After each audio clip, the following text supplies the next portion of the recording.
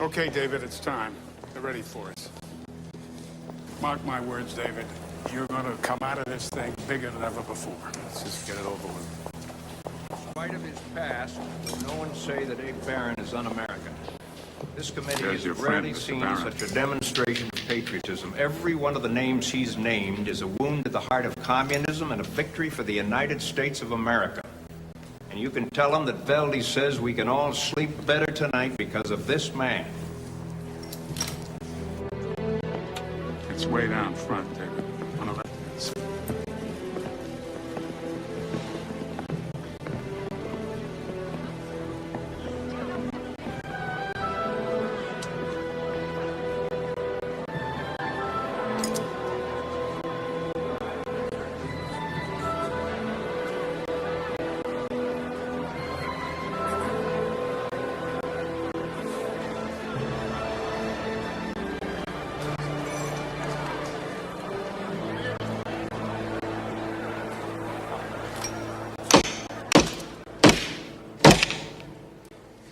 Would the witness please state his name and address for the record?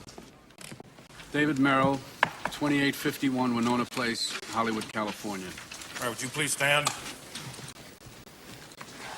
And hold up your right hand. You do solemnly swear that the testimony you're about to give will be the truth, the whole truth, and nothing but the truth, so help you God. Yes, I do. Be seated. Let the record show that Mr. Merrill is represented by counsel. Counsel, will you identify yourself, please? Felix Allen Graff, 1830 Jefferson Place, Los Angeles, California. All right. You may proceed, Mr. Taverner. Your profession is that of a film director, is it not? Yes, sir. I'd like to begin this examination, if you don't mind, Mr. Merrill, by getting one matter cleared up at once. It'll make everything go more smoothly. Mr. Merrill, are you now a member of the Communist Party? No. Were you ever a member of the Communist Party? No. Did you attend Communist Party meetings in the fall of 1939?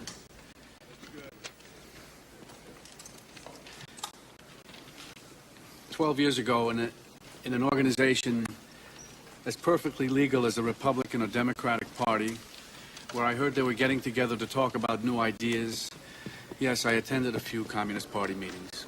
Right. Now, would you tell the committee the circumstances under which you attended these meetings? That is, when, where? Well, I only attended 2 or 3 at the most, I think, and it was over a period of 2 or 3 weeks. And what were the circumstances under which you stopped attending these meetings? Well, they threw me out.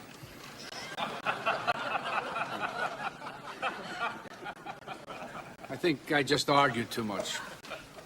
And where did these party meetings take place? Los Angeles. Could you be more specific? Were they held in someone's home? Let me restate the question. Were these meetings held in halls or in your own homes? Homes. In whose homes were some of these meetings held?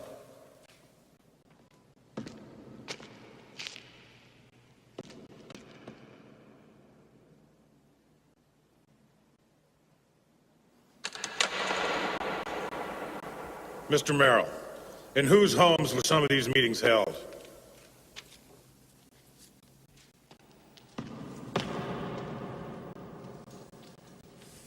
Mr. Chairman, may I confer with my client? Oh, by all means.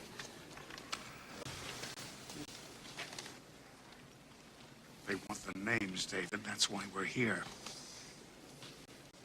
Come on, you can't beat these bastards. You keep this up, they'll tear your goddamn head off. They've already done that.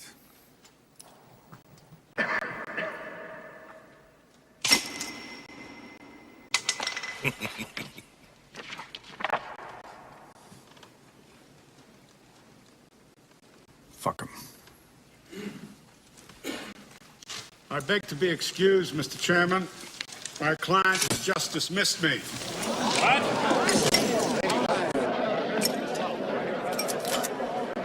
I ask you again, Mr. Merrill, in whose homes did those Communist Party meetings take place? I will be happy to answer any questions about myself, but I will not answer questions about anyone else.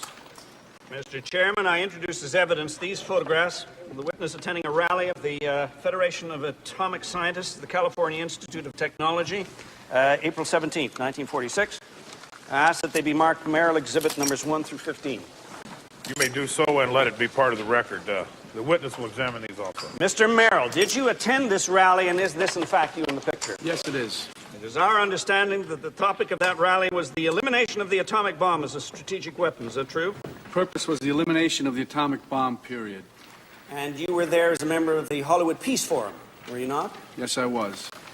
I read from a statement made by the chief of the Federal Bureau of Investigations, J. Edgar Hoover, wherein he states, "The Hollywood Peace Forum cries for peace every chance it gets, but has as its sole aim only one purpose, to disrupt public opinion on the matter of the atomic bomb long enough to give the Soviet Union a chance to complete its preparation for war, i.e. their bomb."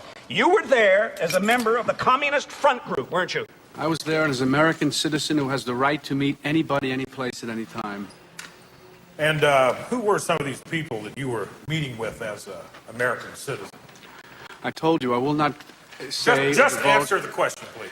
I am ready and willing to answer all questions about my own actions, but regardless of what might happen to me, but I will not answer any questions Mr. about Merrill, anyone this else. committee has been assigned by Congress to examine the extent, character, and objectives of subversive conduct in this country. If I had seen what I had thought was subversive conduct, I think that this has gone on long enough. I would have considered it my duty to report it to the proper authorities. Mr. Merrill, that's just what we're going to give you the opportunity to do, sir. And why don't you start now? Who were these people you attended the meetings with? I'm not going to let you hurt innocent people. Mr. Merrill, as sure as I'm sitting here, I'm going to charge you with contempt of Congress unless you answer that question. You have my answer. Mr. Chairman, this witness has been very unresponsive, even hostile toward the purposes of this committee, and I'm sure that he's breached his constitutional protections. But, Mr. Chairman, this committee always wants to be fair, and with that principle of fairness in mind, I should like to give Mr. Merrill one more chance to address the issues that warranted his appearance here. Do you deny there was a Communist Front meeting held in your house on September 21st of last year?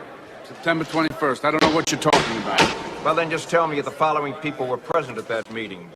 Dorothy Nolan, Joe Lesser, Nellie Lesser, Claude Rowan, Bert Allen. Wait a minute. When I came back from France, there was some friends of mine who threw a surprise party at my house. You want me to tell you who was there? That way everyone at my house that night would be a communist. I'm not going to do that. Never mind that. I want to remind this committee, and I want to remind you, that we've got sworn testimony from Mr. Larry Nolan that David Merrill held a meeting of the Communist Party. Did Larry Nolan testify that I found him burning books in his trash because he was afraid to be caught with those books in his library? Well, maybe those books ought to be burned. Our libraries are full of that communist film. Burning Alice in Wonderland, burning Huckleberry Finn. Listen, Mr. Merrill, I want to know how many communists you knew. I want to know how many you know. I want to know how many you've worked with. I want to know what your association is with them. I want to know their names. That's a very simple question. Would the congressman yield? Yes, I'll yield. Let me ask you, is Ruth Merrill now, or was she ever a member of the Communist Party? My wife. I think you mean your ex-wife, don't you, Mr. Merrill? All right, here she is right here, Mr. Merrill, at the ban the bomb bash that you all threw.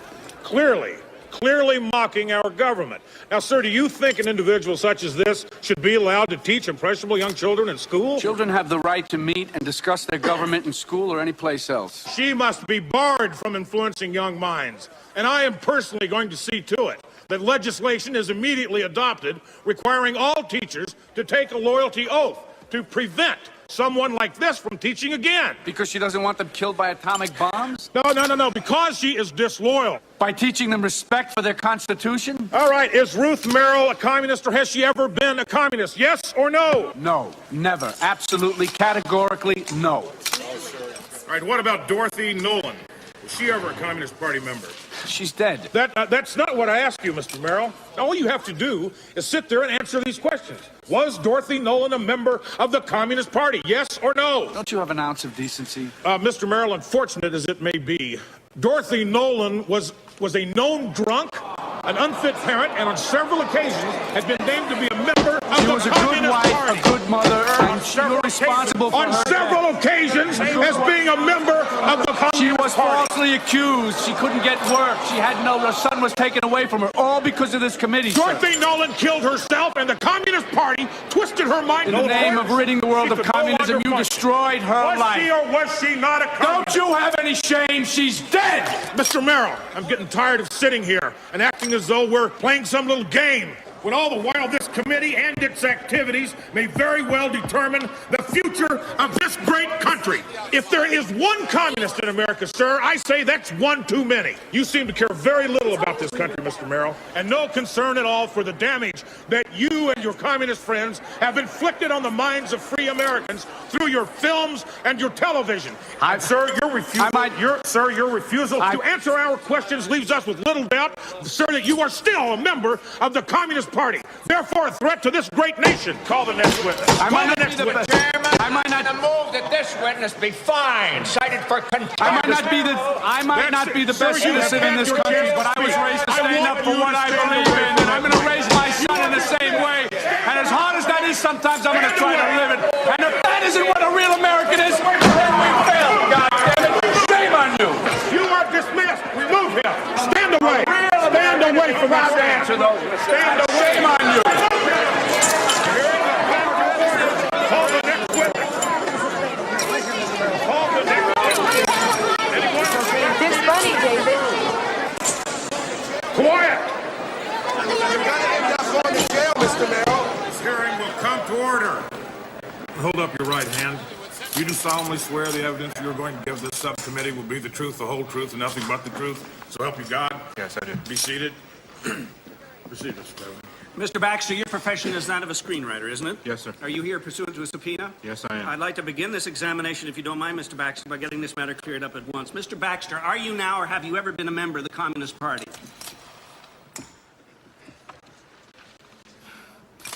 Mr. Chairman, regardless of any consequence to myself, I must refuse to answer that question for many reasons. Primarily, it violates my rights under the First Amendment to the No, Mr. We all Baxter, have rights to the freedom of speech. No, Freedom of speech. Mr. There's right to the freedom of assembly. Answer the question. I'm trying to answer your question, Mr. Chairman, but under the circumstances of this hearing, Mr. I Baxter. must use my Mr. constitutional Baxter. rights as an American citizen.